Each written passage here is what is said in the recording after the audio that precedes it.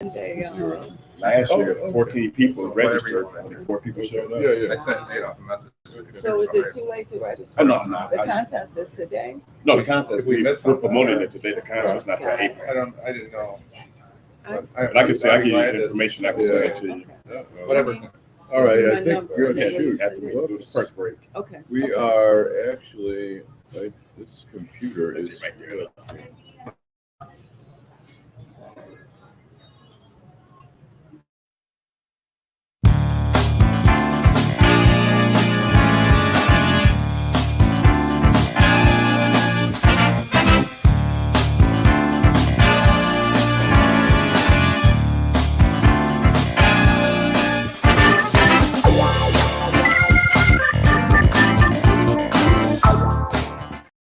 Okay, welcome to Detroit in Black and White. It's Saturday morning here at McShane's at the corner of Michigan and Trumbull. And we have a special guest today, Saunteel Jenkins, former Detroit City Council member, who is now the CEO of the group, Heat and Warmth. THAW. She was the president, too, of the city council. President of the City Council, okay. And then we also have Eric Brown, who is an advocate for reading and community activist, I think is a fair thing. And we have Jim Nardone, former police chief down in Trenton. So we're going to start out. We're going to include you in there. We're going to do the outrage of the week, if there's anything that sort of bugged you this week. And then we also have Adolph Mongo, who is out of the country from a remote location. So let's start with you. Do you want to mention outrage of the week, or you want us to go to somebody else first? She the guest of honor, Allan. Let the former council president have the floor. Go ahead. I have a lot of outrages. All right, awesome. But I will start with the presidential election. Okay, what's a good place to start? It's a good place to start, maybe a controversial place to start, but I'm really outraged. I just heard this morning the former president say being indicted makes him more relatable to Black people, and I was quite outraged when I heard that. Yeah. Every indictment makes him more relatable to Black people. And as a Black person, I was completely offended by that statement. As you should be. Yeah. It's interesting. And he just says outrageous stuff. And people, it doesn't matter anymore what he says. People just, there's nothing he can say that can, like, where someone will say, oh my God. It was like, way back in the beginning when he said, John McCain, I like my heroes who don't get caught. We thought, oh my gosh, he's going up against one of the top people in the party. That's the end. He insulted the Pope. And you think, like, oh my gosh, he insulted military people. It doesn't matter. But for him to say that type of stuff, he's a racist.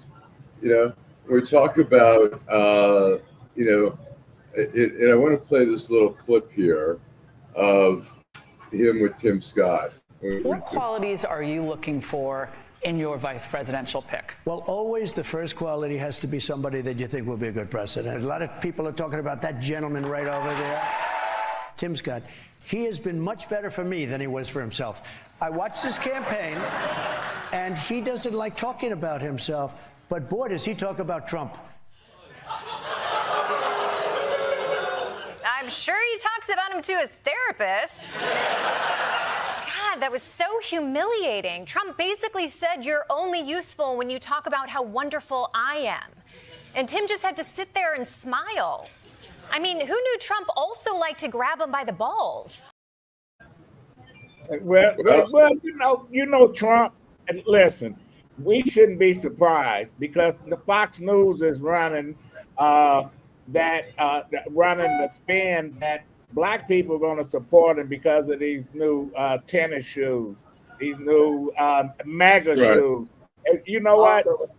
But the Democratic Party, listen, they sit back and they don't even challenge the bullshit. that this guy says. You know, and I see why you outraged. It's man, we can be outraged forever. I mean, when people talk, they're speculating that Tim Scott might be. He's a racist. He's not going to pick a black man. He's going to pick some. He's going to pick some right-wing woman, and you know, I mean, it's just ridiculous. I think he's also an opportunist. And if he thinks that Tim Scott can bring black people, if he thinks gym shoes will get us to vote for him, then certainly he thinks having a black man on his ticket will get black people. So you don't believe Tim Scott helps him, do you? Do you really think Tim Scott helps him? No, I don't. No, but Tim Scott Trump thinks Tim Scott helps him. Tim Scott look like he belonged in Gone with the Wind. Whatever he's doing. Eric, you're outraged of the week. Well, actually, you stole my thunder, Adolph, because I was going to mention the gym shoes because I just find it amazing.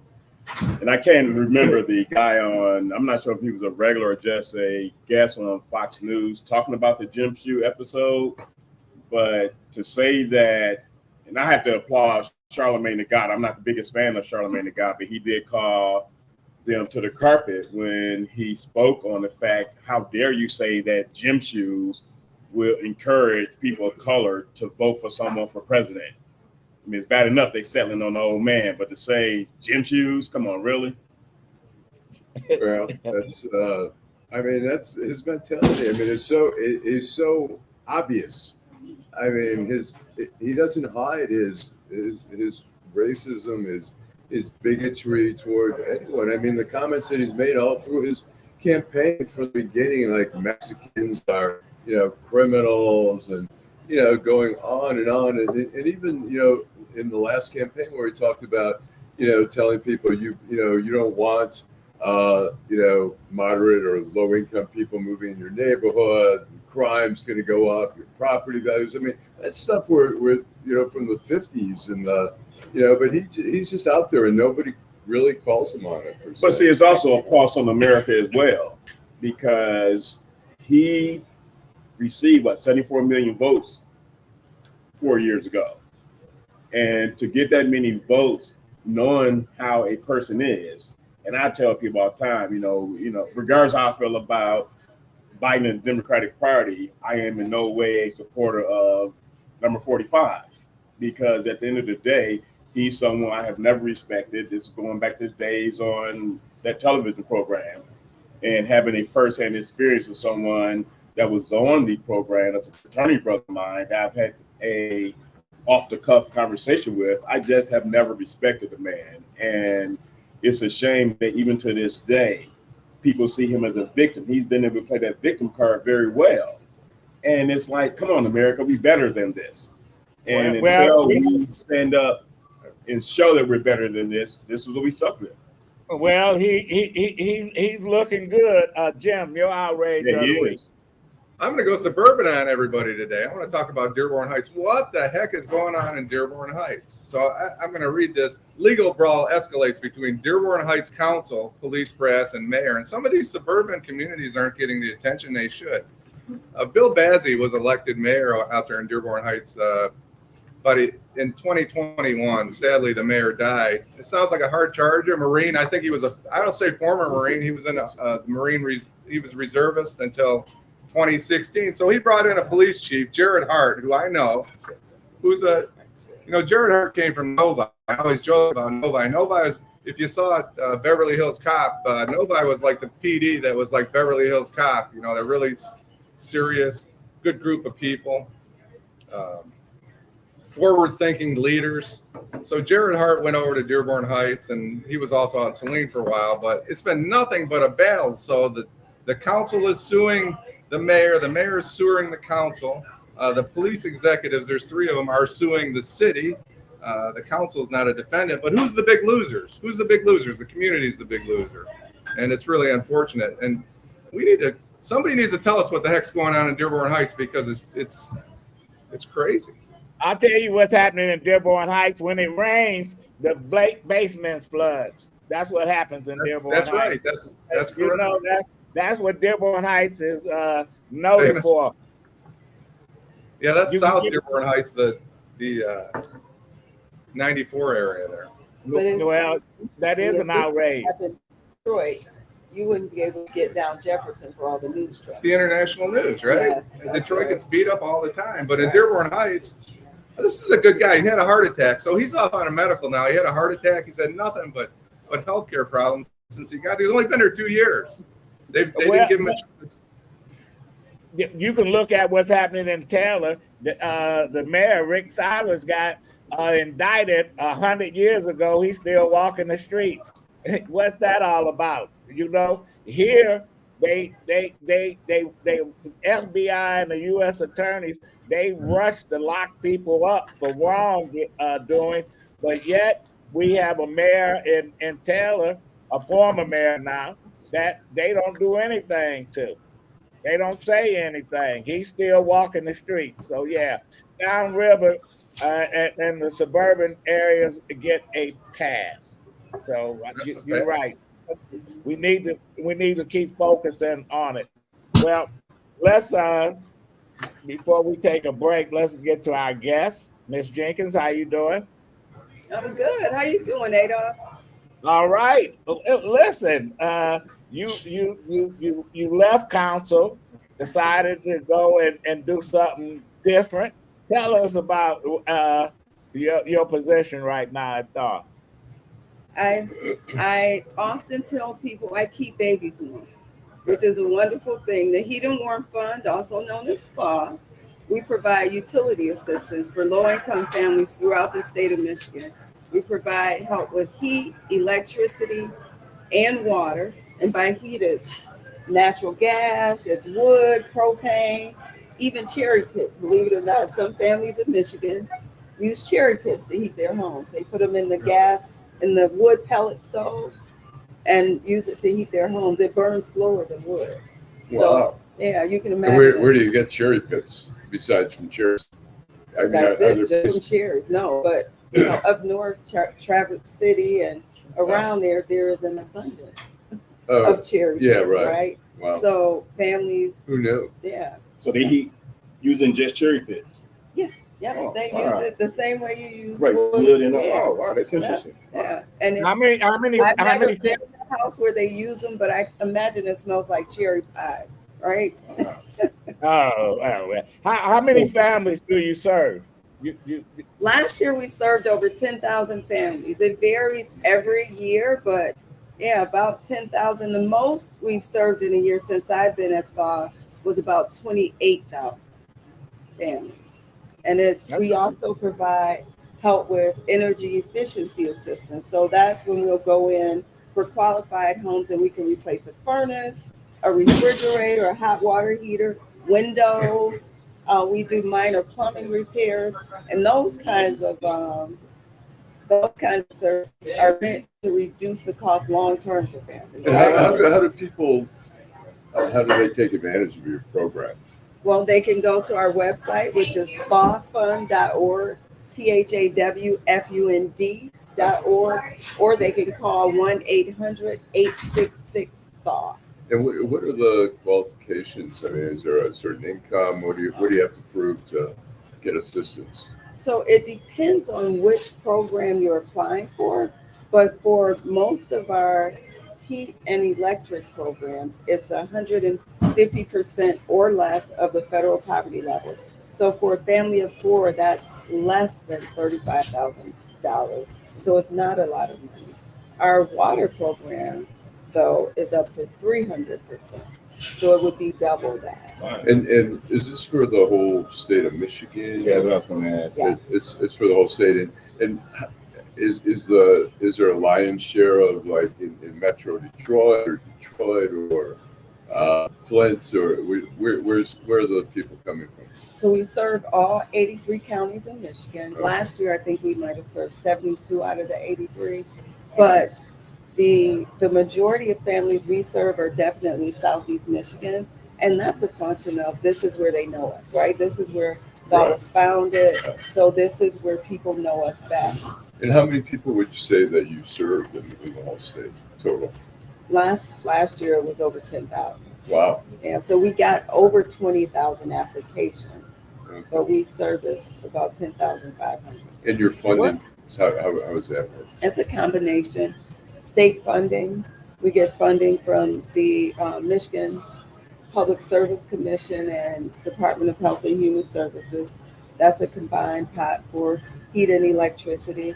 We get funding through MISTA for water, private foundations such as the Kellogg Foundation, the Fisher Foundation, DTE Foundation. We get funding there, and we have a lot of fundraisers. Just recently, we had our Winter Survival Radio-thon on WWJS. I'm glad you all were listening. Oh yeah, and what's good about, this is news breaking for me because I had no idea it was throughout the state.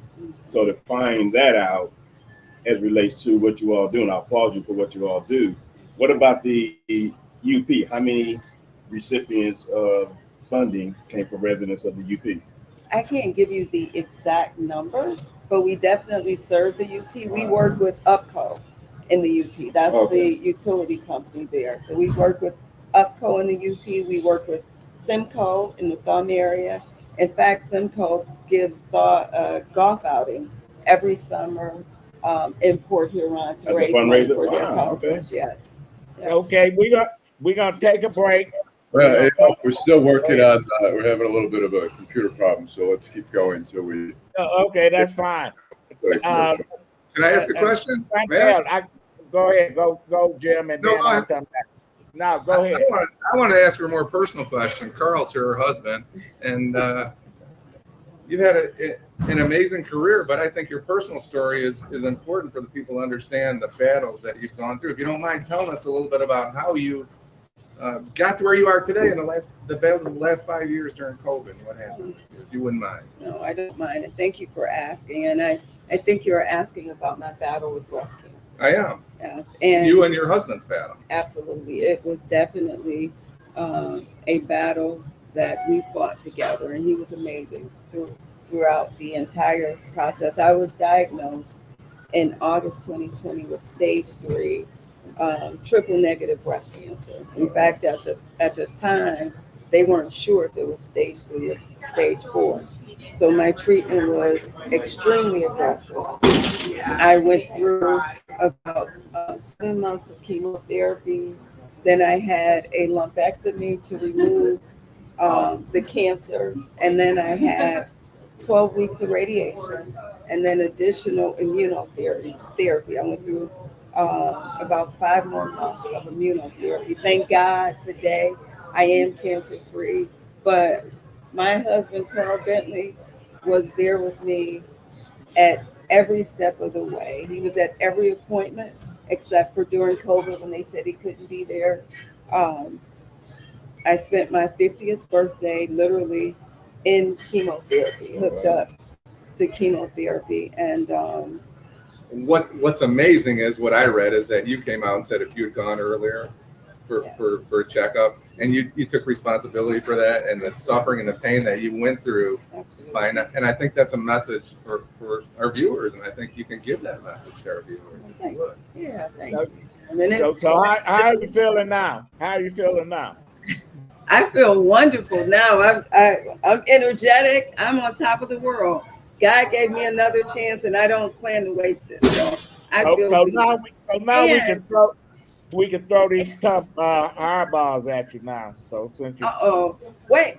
I just want to say one more thing, and I think it's important, and I think it's where you were going. The reason I went public with my battle with breast cancer is because I was behind on my mammograms, and it's true. My suffering, I can't say I wouldn't have gotten it. Sure. But it wouldn't have been as far along when they found it if I had gotten my mammogram on time. So my message to women, to all the men who love women, ladies, get your mammograms, get them on time, take care of yourselves and your bodies. We take care of everybody else, but we got to make sure we're taking care of ourselves. And guys, make sure the women in your lives that you love are getting their mammograms and taking care of themselves on time. It's so important. There's no question about it. How we are, have we got our technical stuff? No, we're still working on it. I'm sorry. I apologize. Yeah, that's fine. It's a different computer. we used Adolph's computer, my computer, but I had to bring another one. So having a little issues here. But let me ask you, how long were you on the city council for? I was on city council for 5 years. I was in the first year of my second term when I left to join THAW. Okay. It was always longer than that. I know, it seems like that to me 5 years? too. Oh, wow. But it's because we were going through the bankruptcy. Right. So it was kind of like, you know. How do the city look now, Saunteel? How do you look at the city now? What's happening with the city council? I'm really proud of a lot of what's happening in the city now, and I know that it is in large part because of the bankruptcy, which we made a lot of really tough decisions during that time. But the fact that we now have dollars to provide services for people who live here, right? We're seeing improvements in the parks. We've seen police officers get raises. We've seen improvements in the fire department throughout the city. So many of the improvements that you're seeing are because we went through the bankruptcy. We wouldn't have been able to do those things as long as 60 cents of every dollar was going to debt before you provided one service. We wouldn't have been able to improve anything. So I'm really proud of what's happening. I think we still have a long way to go, you know, and I think we need to make sure that folks like Miss Jones on the east side, who's been here through all of it, is not forgotten. But and that takes me to 2 points, because one of the things, I mean, it's 2024. One of the things I hate hearing people say is we still have a long way to go, because I feel that we shouldn't be saying that. We should be there. And I know that's a reality. And then we talk about the improvements, and there has been numerous improvements, with the exception of one area from my perspective, because I'm a literacy advocate. Education is abysmal. So what do you think needs to be done? Because the village, for whatever reason, has fallen by the wayside.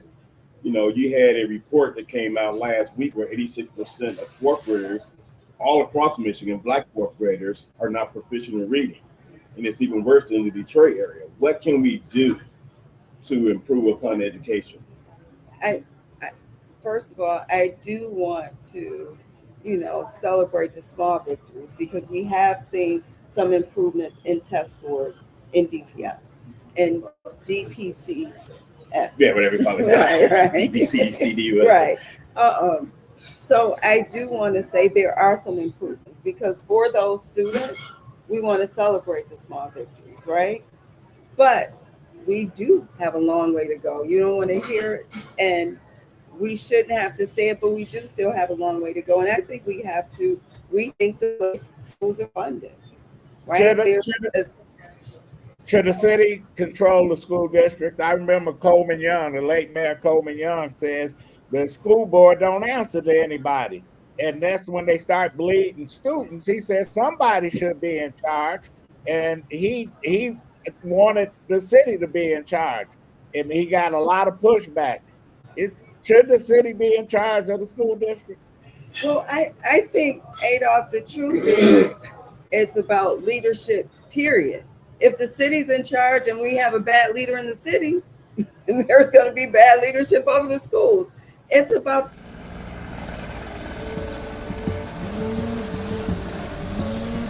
Thanks, Charles, for letting me use your gardening supplies. I'll make sure I put it back in the garage. Man, tending to that lawn is a lot of work. Tell you the truth, Jim, I'm more concerned about keeping this house. What's going on? Well, you know, Sarah lost her job 2 months ago, right? Yeah. Since we lost that income, the bills have been piling up, and we're so far behind. I don't want to lose the house because of back taxes. I don't know what to do. I understand. The same thing happened to my sister and her husband when he lost his job. Do you know that the Wayne County Treasurer has plans and programs to help people stay in their homes? No, I didn't. Tell me about it. Yeah, go to www.treasure.waynecounty.com to see if you qualify. What's that site again? www.treasure.waynecounty.com. Got it. Okay, we are back. Half a sandwich. We are back here, and we've got now the deputy mayor here. Welcome. Thank you. And before we want to, Eric had a question. Yeah, I did want to address the funding piece, Ms. Jenkins, because I'm not a big fan of the funding, and I say that because money is not the answer. Baltimore spends $21,700 per pupil, $21,700 per pupil, and is rated as one of the worst school districts in the nation. So you can see how the money should help, but for whatever reason, it's not helping. And that's a piece that needs to be addressed because, again, I'm just a firm believer. When you get the parents engaged and get them to understand things such as the Title I funds, because with Title I funds, it enables an aspect of those monies to be used for parental engagement. And if the parents are not engaged, the money is not being used, it goes back into that school fund. And that's not fair because they do with it whatever they want as opposed to what they should be doing with it. So that, to Adolph's point, that's why I think someone other than maybe a school board or superintendent needs to be the overseer to make sure that these funds are being used adequately to improve the system. So to go back to my comment to Adolph, I still believe leadership matters, right? Whether it's the school board is independent of the city or the city is running the school board, we have to have a leader that cares, a leader that's willing to make tough decisions, a leader that respects and includes the community and the parents. But you can't do anything without funding. So I still go back to the funding. It's not one or the other, it's both and. You need funding that is equitable across the board, and then you need leadership who will make the decisions that are in the best interest of children, not contractors. And funding that's used right, to the equitable piece has to be used correctly. Yes, agreed. Saunteel, I'm so glad that now that you're making your public appearances and stuff, does that mean that you getting back into the political life here in the city? Because a lot of folks are throwing your name around as somebody who is a leader. They need somebody that knows the issues, that's smart enough to make some great decisions for people who lives in the community. Does that mean we're gonna see more of you? Well, Adolph, I haven't gone anywhere. I've been in the community. I haven't been on the show though. So hopefully you will see more of me. Hopefully you'll invite me back. And I am involved and I want to be more involved. But I'm focused on, I didn't come here to make any announcements if that's what you're saying. And I've heard the same rumors you have. So I am really flattered to have my name as a part of the conversation and to have people see me as a leader. Is that something of interest to you? Some days, yes. Right. If we're being honest, some days, yes, it's very interesting. Okay. Some days. When you say that, what compels you to feel that way? What do you see out there that says, I'd like to get in there and put my footprints there and make a change? What do you see? The thing that always compels me is my love for the city and the people in it. I've been here my entire life. I'm not going anywhere. So I always want to do anything I can to make it better. And when I feel like I have something to offer, which is why I ran for council, I believed at the time I had something to offer the city that it needed. So that would be the deciding factor for me. If I believe what I bring to the table can help propel the city forward. I have a question during the break. I was asking about nepotism on the council, and we see some of that in more brazen ways. Should there be some type of guidelines for that, or it just seems like, I don't know, to me, the perception is, I'm a resident of Detroit. These are my council members, and you want to see. We've had a sort of a bad history on the council of some council members going to prison, doing stuff, and even though nepotism is there's nothing criminal about it, the perception is that it's a little bit shady, and that's my opinion. I don't know if you have an opinion on that. I actually have a mixed opinion. I think that perception becomes reality, But the truth is, being related to someone or friends with someone does not make them unqualified to do a job. Right. No, It I'm not becomes a saying that. problem. The I people are know. qualified Yeah. who are being hired, but And I think it becomes a problem when people are given special favors because of a relationship. That's when it's a problem. But just the fact of knowing someone or being related in itself shouldn't be an issue. And it's human nature. It's harder to like I wouldn't hire my family members, right? At THAW because I know it would be a lot harder if I had to fire my sister. right. Certainly if I had to fire my mother, right? So I wouldn't put myself in that situation. And everybody be looking at you. You know what you're gonna do. Let me ask you this question: what are some of the issues that, as a resident of the city, you see that we need to be dealing with our elected officials inside the city of Detroit? What Some are of the some of the issues. main issues? Yeah, the main issues that we keep bumping our heads up against. Crime. I was just thinking, there was a little 11-year-old girl. They had to take her off in life support. She died at being drive-by shootings. How do we put a muzzle on that kind of activity? Well, I will look to the man We're gonna ask sitting this next to man, me too. and ask that question.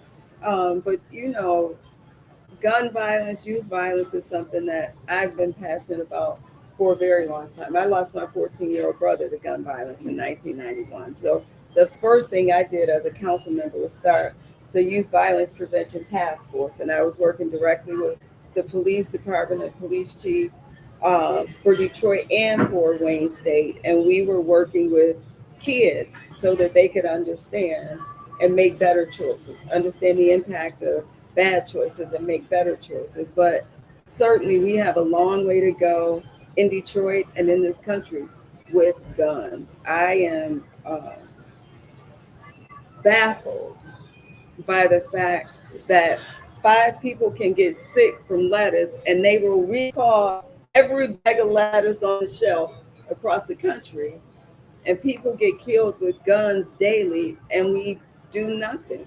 So, And that goes back to, a nice segue, Adolph, because when you watch the arraignment of 3 of the guys that were arraigned yesterday, and though one was 17 and 19 or 18 and 19, they looked much younger.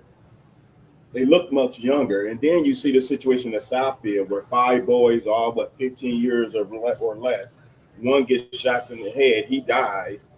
And how is it that they had 2 guns, that one was 40 bullets in the chamber, another one 20 or 22 bullets in the chamber, and you have an adult that rents the room to them, and he's going to be facing charges probably. How has our society become so unimpacted by this? Because that was going to originally be my outrage, but you get tired of beating a dead horse when it comes to violence. But how is it? And I'm an advocate of the fact that people kill, not guns. And it's the people that need fixing, not the guns. Because guns don't have a mentality. People have the mentality to do dumb stuff. But I also feel that no matter what, if you have a propensity to do something evil, you're going to do it. So no matter what gun laws exist, those 15-year-olds didn't have access to buy guns. So how'd they get them? but that's the point. It's people will always be people. We know that mental health exists. It exists across the world.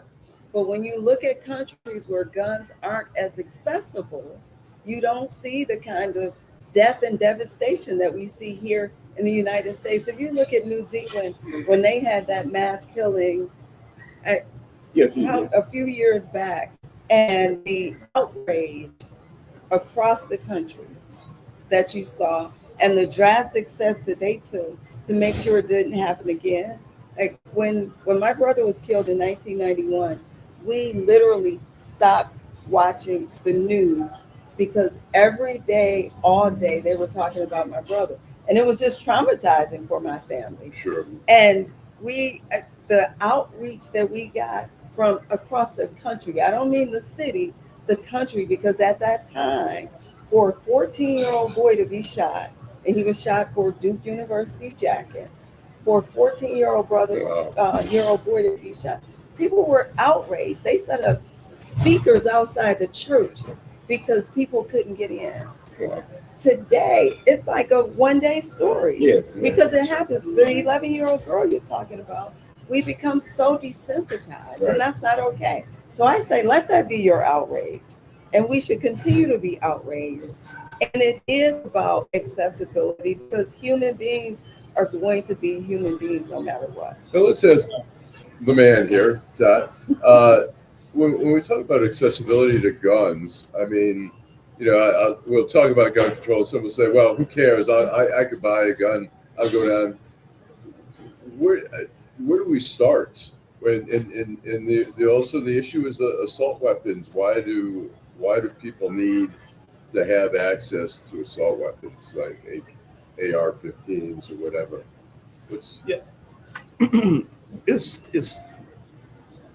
It's a very complicated issue, and so Eric, Saunteel, you're exactly spot on to be outraged. I'm outraged. However, not everybody is outraged. Okay, and so it's different cultures and it's subcultures. And so one of the things that I have been trying to do, and mayor as well, with the police chief, is look for different ways. Because when we're doing our peace marches and we're doing our prayer rallies and we're talking about how outraged we are, our young folks are not watching 247, and they have another soul culture and another set of values because they feel that they have been forgotten about. And to your point about it's not the guns per se, but it's a people thing. It's absolutely a people thing and a culture thing. And when people are disenfranchised, and I'm about to go somewhere with this, I actually went on a prison tour. I went to the state of Louisiana, went to 3 different prisons down there. I learned a lot. I went to the segregation piece. I talked to the individuals that were incarcerated. It was the saddest thing I ever saw.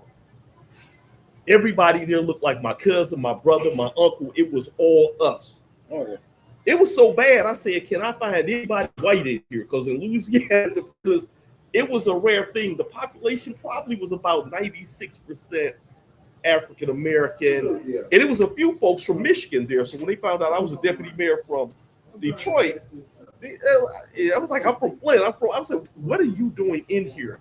And I will tell you something else. Some people think that long prison terms is the answer. Oh, no, it's not. It's not. It's not. They had individuals in there and they give you long time there. But here's the thing. They don't have guns in prisons. However, they got a lot of assaults, a lot of deaths, a lot of murders that happen there because when people want to kill you, they're going to find a way, whether it's a shank or not. And so I asked the group there, I said, I'm down here and I'm doing this prison tour in the city of Detroit. I said, but just like Baton Rouge, just like New Orleans, just like Detroit, Chicago, what can I do as deputy mayor to save our young folks? What can I do? And you know what they said, Eric? They went to your point. They said that you have to start earlier. You have to start in middle school. And with the youth that are, while they're still on the playground and while they're still playing, you got to have something for them to do, a plan and work at changing the culture. And if you don't get them involved in something that's going to inspire them at that age, they're going to go from the playground straight to the streets. So it's going to start there. And we have a program in the city of Detroit. We call it CBI. Everybody's starting to really kind of catch on to what it means, community violence intervention. The White House is backing it with the ARPA funds, American Rescue Plan Act dollars. So the Biden-Harris administration, the state of Michigan has identified funding for it as well. But in the city of Detroit, we launched it first. You know, we got it, our Shot Stoppers program. And so with our grassroots community folks who have already been doing the work on a shoestring budget, we actually allowed them to compete, and we gave out grants. And so right now we're starting to see some promising results.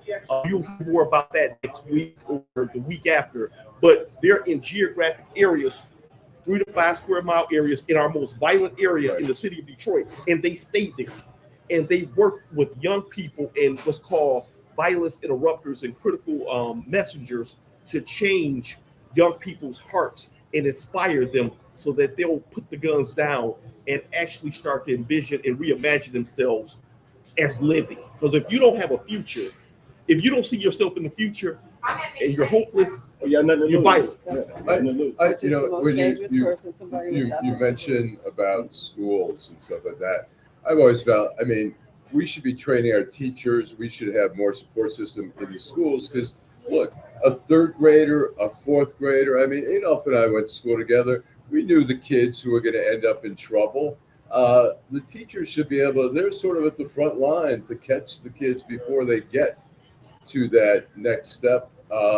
There should be more of that. I mean, the kid in Oxford, high school, I mean, there was a troubled kid and there were some red flags and teachers were, trying to do something, but we seem to, see kids at younger ages. We know we've all gone to school with kids who we go, that person is gonna end up in prison. This person's a problem, and why the schools aren't doing a better job of identifying and dealing with it more directly than let's get rid of the kids. I think to your point though, Allan, you have a lot of teachers that will choose to isolate that problem child as opposed to addressing that problem child, because that problem child is just one of many. And they have a hard job as it is, particularly in the urban community. They're surrogate mothers, fathers, counselors, grandmothers, godmothers, and it's just a tough job on top of a regular job. And then you include pay. Some of them feel, is it worth it? Then you have the Teach for America teachers. Their intrinsic value is to get those loans paid, not to have an affinity to the culture that they're dealing with.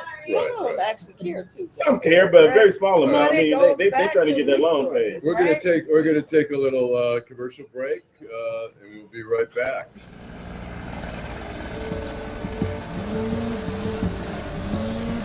Thanks, Charles, for letting me use your gardening supplies. I'll make sure I put it back in the garage. Man, tending to that lawn is a lot of work. Tell you the truth, Jim, I'm more concerned about keeping this house. What's going on? Well, Sarah lost her job 2 months ago, right? Yeah. Since we lost that income, the bills have been piling up, and we're so far behind. I don't want to lose the house because of back taxes. I don't know what to do. I understand. The same thing happened to my sister and her husband when he lost his job. Do you know that the Wayne County Treasurer has plans and programs to help people stay in their homes? No, I didn't. Tell me about it. Yeah, go to www.treasure.waynecounty.com to see if you qualify. Say that again. www.treasure.waynecounty.com. Got it. Hey, All right, we are back, and we can continue the discussion right now. Allan, before we go on, I just want to say there's a school district, I think it's in New York, that asked the governor to send in the National Guard because teachers, they had an absentee rate of teachers like 50% at one time, where the kids, they beat up everybody, they attacked the teachers. Now, this is what it comes to in some of our school districts around the country. With the National Guard, when you going to stop bringing in the Army to patrol the hallways? Go ahead, Al. It's their leadership Adolph. Anytime they're not getting to the root cause, and it didn't just get there. And so with the right leadership, sending someone in there to figure out what's actually happening, you can address that. I had a kid at a school, and we had a police program going on, and it was a middle school over on the west side. I won't name the school, but this one kid was a complete terror. He was beating everybody up, and so it was interfering with other kids' education. When we sat down, talked to him, and figured out what the root cause of it was simply that he couldn't read. And so he was embarrassed when the teacher kept calling on him to read. And when other kids would laugh, he would attack him. He would, and so his hobby was baseball. And so we got with his parents, took him to some baseball games. Our officers actually got him inspired, and we started him on a literacy program to get him caught up. And the violence went down. And so he became a productive student in that school. And so it's just really identifying what the issue is. Yeah. I mean, how I got involved in literacy, in March of 2017, reading an article in Crane's Business Magazine about the 12th grader reading at the first grade level. So I said, how is it that he was passed along all those years? And this guy is now not just a very proficient reader, but he's also a motivational speaker. Wow. So you have to meet people where they are at. You see the problem, you address it. And I know there are a lot of, children need to be addressed, because you go back to an article, a Dan Rather report that I was listening to, watching yesterday. Going back to 2009, you had Osborne High School. I have no problem mentioning the school. Started the freshman and ninth grade year with 856 students. By the senior year, there were only 253. Of that 253, only 11 met the minimum standards for the MEP test. And of that 11, none of them passed the test at the advanced rate. So that speaks to how you really have to get the community involved. You have to get the parents engaged, because the parents, kids want to emulate their parents, particularly if they love their parents. They want to emulate their parents. So you get the parents engaged and involved, you will see a turnaround in education in cities like Detroit, Baltimore, Cleveland, and elsewhere. It's interesting. When I was in Washington, I was at the Washington Post doing a story, and the Guardian Angels were trying to recruit people, and they spoke to a ninth grade class. And so at the end, the guy who's the Guardian Angel says, anyone interested? And there's a whole auditorium of kids, and one person raised his hand. And so afterwards, the Guardian Angel was talking to the woman who's head of the ninth grade system there.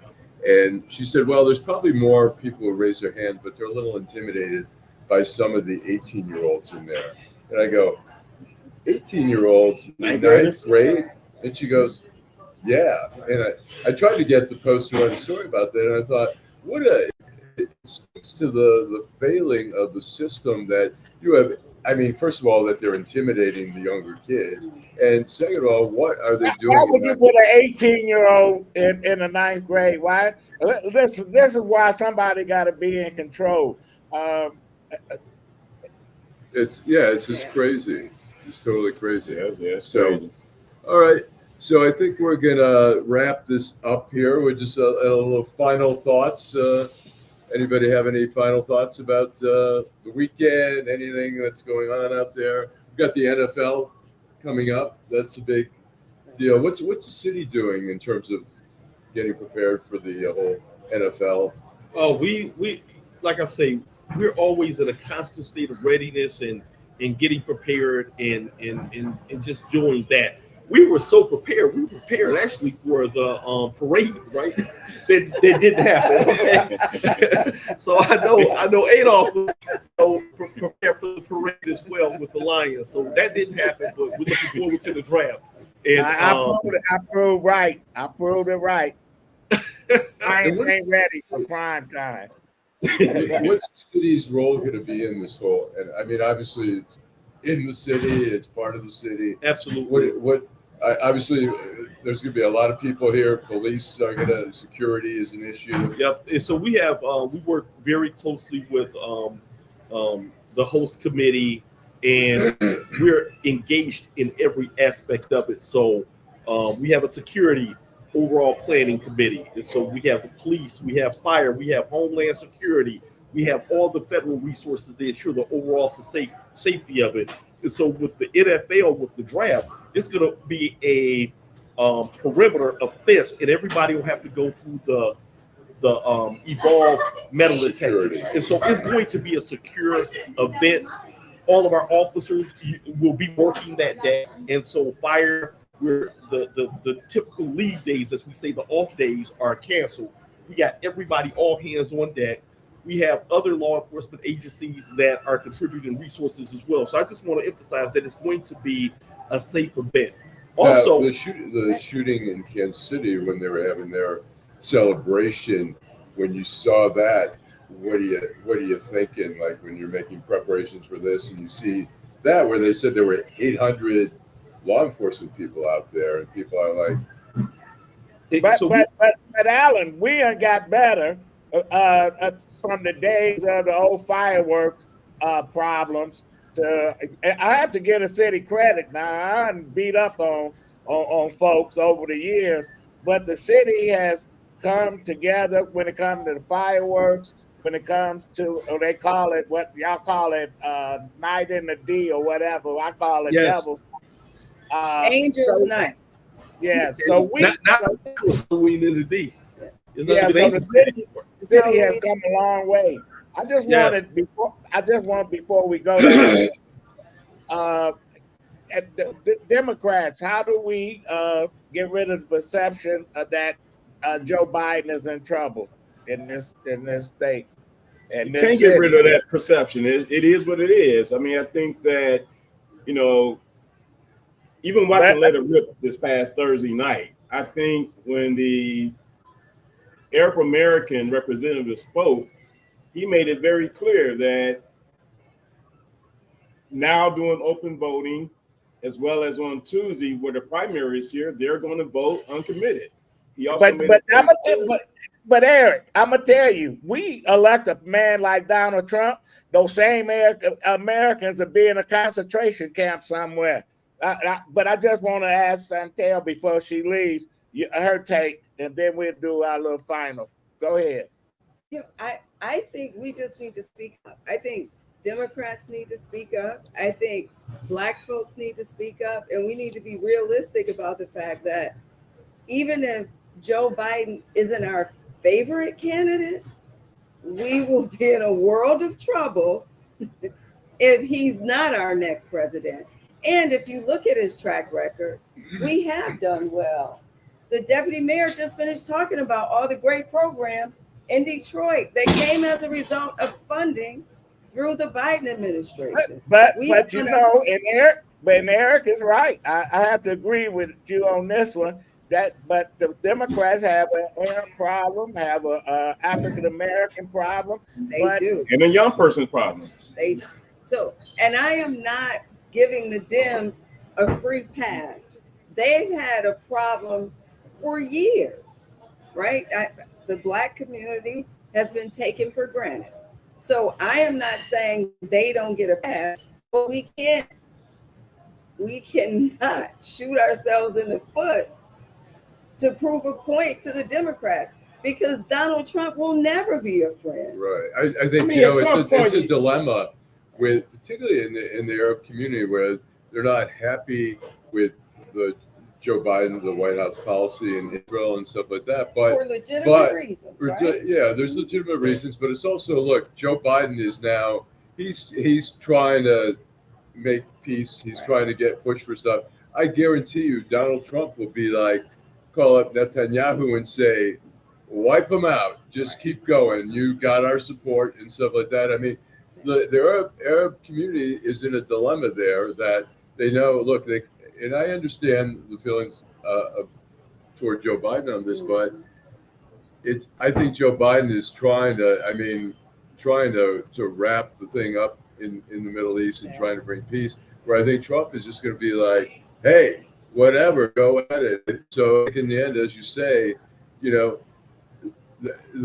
every group should be putting pressure and say, you're our party, we want this from you, and that's not unreasonable. But they're not going to get it at all. I mean, it's like going to a hardware store and ordering an ice cream when you go to Donald Trump. You're not going to get that ice cream no matter how hard you ask for it. At least there's a possibility of getting the ice cream from the Democratic store. But see, that's the issue that people are overlooking. At the end of the day, you still have to demand better. You're looking at the numbers, and people are talking about the snapshot in time. He has been polling underwater since August of 2021. Where has the Democratic Party been to say we need to find an alternative to this guy? And you look at his numbers now with young people, young Black people. You look at this number with the Arab community. This is February. In 9 months, we will be electing a new well, less than 9 months now. We're going to be electing a new president, either re-electing the president, but there's still time. And again, I'm not voting for either one. I've never voted for neither one of these guys. Well, we're gonna we go ahead. I want to jump in really quick too. After the primary, it'll be, that's when it's going to really get real, and folks will have to come home and make that decision. But I think that right now, our Muslim brothers and sisters are sending a message. But I do think that the Biden administration is pivoting and changing, and as a result, Biden is publicly shifting when it comes to Netanyahu and with Israel and demanding more. So we're starting to see that, and Michigan is. I feel the voices are being heard. But I want to thank the Republican Party with those stupid shoes that Trump and everybody put out, because they may think it's a good idea, but Fox News nationally is really putting